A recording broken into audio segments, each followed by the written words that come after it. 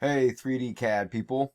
Alright guys, so I'm making this video just to get you guys started, and I thought it would be easier if I make a video for you guys to be able to follow, so I am not answering the same question over and over and over again. You guys have a video to watch back, so that way that'll free me up to go around and help people who are able to do like the basic part of it, and then get the software open and downloaded. Okay, so in order to get started, guys, a long time ago, I created an account for you guys. It was sent to an email, and you guys had to go in and create an account. Okay.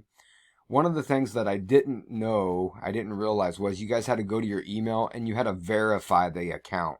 Well, that link has since has expired. So what you guys might have to end up doing is you have to go in and pretend that you're signing in. When you put in your email address, it'll tell you, "Oh, hey, this account already exists." Right below that, there'll be a resend option. Click on resend and it'll resend you an email with a verification link. What I need you guys to do then is click on that verification link and then go back through the process of making sure that you're signed up. Okay. Once you've done that, then what you guys can do is, and you can do that by clicking on this link, guys. Okay. And this link can be found in the announcements. Here they are right here in your class. Okay. So right now I'm in fifth period, but I have this set up for sixth and seventh. Okay, guys. Same thing.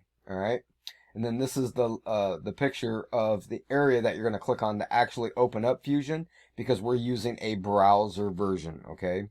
So when you click on this, it'll take you out here, guys. And then this is where the sign in is. I'm already signed in. You'll see the sign in spot right there. This is where you guys sign in. Okay. Where you access this, as you scroll down, you'll see the browser access, which is right down here. This is where you'll go to actually open it up and access the software Fusion 360. Okay.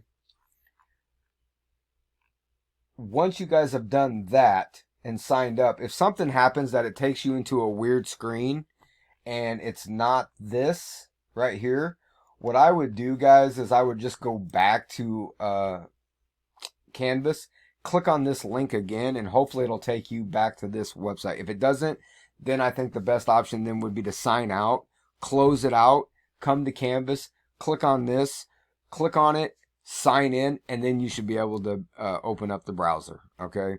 But what I need everybody to do is we need to get there to this far. Okay. To where we can open up the software and be able to start modeling. Okay. So I want to work on that this week. Now I do want to be able to model before the week is out, but at the very least, getting everybody registered, everybody signed up, and everybody being able to access this. Okay. Now, since you can't use my computers in the lab right now, guys, what I need you to do is I need you to make sure that you are bringing your school laptop with a charger ready to go. Now, I do have a few desktop computers that are being re-imaged, and we keep re-imaging more and more every day, and they are accessible once they are being re-imaged. You can actually log back in on them. Okay. But not until then.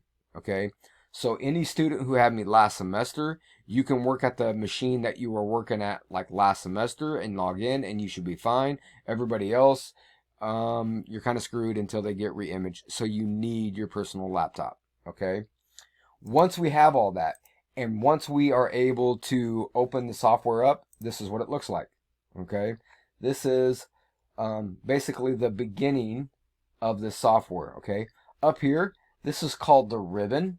Okay. And this is where you guys will find a lot of the tools that you need, a lot of the features that you need in order to create your parts. So you can see right here, this one tells you this is create, and you can see all of the options under create, right? Okay.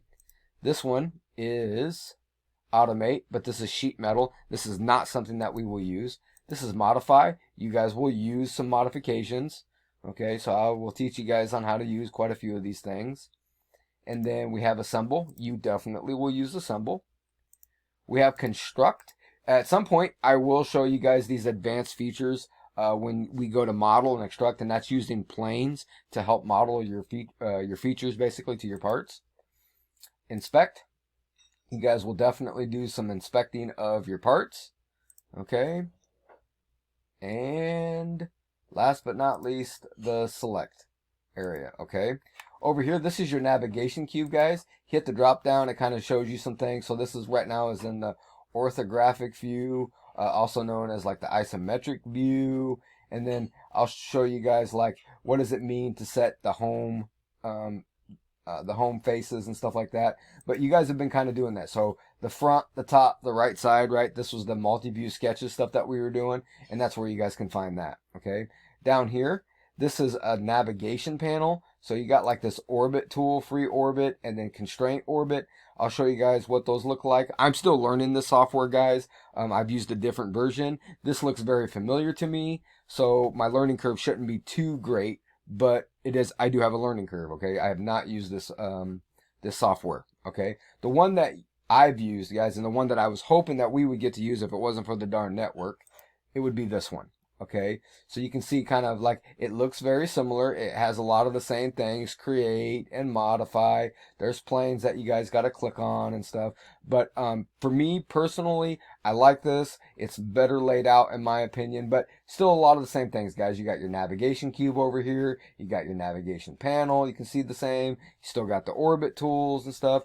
But like, for example, the orbit tool, in my opinion, it works way better here than it does in Fusion. It's a little clunky in my opinion, but we'll work around it and I'll show you guys how to use it. Some of you guys, it might make more sense to you. I don't know, but I've struggled a little bit with using the free orbit tool in the beginning. Okay, so anywho, but this is our software. Okay, now in order to get started, before we even start modeling, what I need you guys to do is you guys need to do either one of two things. Either one, you need to create a new folder, or two, you need to create a project. Okay, how you do that is right up here. You just come and click on this little rubric right there. Here, let me close that out again. It looks like this. You just click on this piece right here. Okay, it's right there again. It shows you to hide it. Okay, there it is. Okay, now you can see I created a new folder in there just to kind of show you guys in a previous video. But here's how you create a project. So he says right here, return back to project list. Okay, you got your little gears here, kind of shows a few things. But anywho, how you guys do that is just click on the home and then you're back to your new project. Okay, you can see I got the project, the puzzle cube. So you just click project, new project.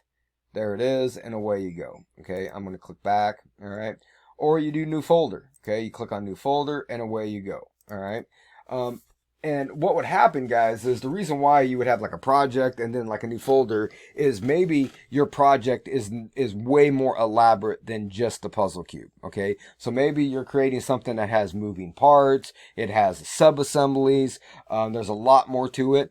That's where you would have the project as, for example, a selfie stick, for example, and then a folder. Maybe you have like the actual the rod itself, and then like the cell phone holder. Okay, so you would have like two different folders that would have all of those moving parts, and that would be a way to like control and organize your work. Okay, so anywho, that's the difference.